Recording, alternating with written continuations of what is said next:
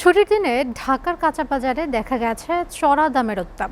সবজি, মাছ, মুরগি সহ প্রায় সব ধরনের নিত্যপণ্যের দাম বেড়ে যাওয়ায় কেনাকাটায় হিমশিম খাচ্ছেন নিম্ন ও মধ্যবিত্ত পরিবারের ক্রেতারা। বাজারে পর্যাপ্ত সরবরাহ থাকলেও নিয়মিত তদারকির অভাবে বিক্রেতারা চড়া দাম হাঁকাচ্ছেন বলে অভিযোগ ক্রেতাদের। আমির হোসেনের প্রতিবেদন। ছুটির দিনে রাজধানীর অন্যতম বৃহৎ পাইকারি ও খুচরা বাজার কারওয়ান বাজার। ক্রেতাদের ভিড় থাকলেও স্বস্তি নেই কেনাকাটায়। চাল, ডাল ও ভোজ্য তেলের দাম কিছুটা স্থিতিশীল থাকলেও আগুনে রয়েছে সবজি ও মাছ মুরগির বাজারে। দাম বাড়ায় সবচেয়ে বেশি ভোগান্তিতে পড়েছেন সীমিত আয়ের মানুষ।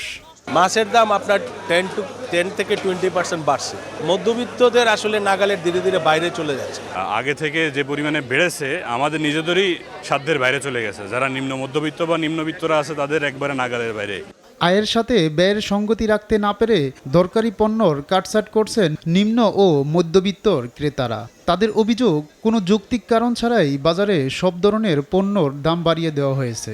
বাজার ঘুরে দেখলাম যা কাঁচা বাজার মোটামুটি ভালোই দাম বাড়ছে। বিশেষের তুলনায় কাঁচা বাজারের দাম অনেক বাড়ছে। যেমন মরিচের কেজি আপনার 360 টাকা মরিচের কেজি হয়ে গেছে। তারপর যে কোনো সবজি ধরলেই 100 টাকা। তবে খুচরা বিক্রেতাদের দাবি, পাইকারি বাজার থেকে বেশি পণ্য কিনতে হওয়ায় খুচরা বাজারে এর প্রভাব পড়েছে।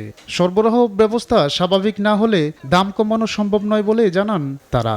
সবজির দাম একটু বাড়ছে, আর শীতের সবজি এটা নতুন আসছে ওটার দাম। যদি কেউ কোনো সিন্ডিকেট না করে তাহলে চালের দাম বাড়ার কোনো সম্ভাবনা নাই। সাধারণ মানুষ, খেটে খাওয়া মানুষ যারা, তারা অন্তত খাইয়া বাঁচতে পারবে, কোনো ঝামেলা হবে না।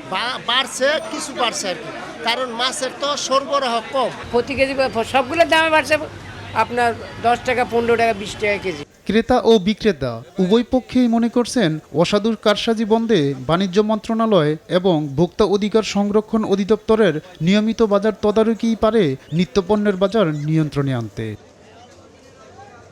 কার্যকর পদক্ষেপের মাধ্যমে নিত্যপণ্যের দাম সাধারণ মানুষের ক্রয় ক্ষমতার মধ্যে আনার জোর দাবি জানান। আমির হোসাইন, SATV, ঢাকা।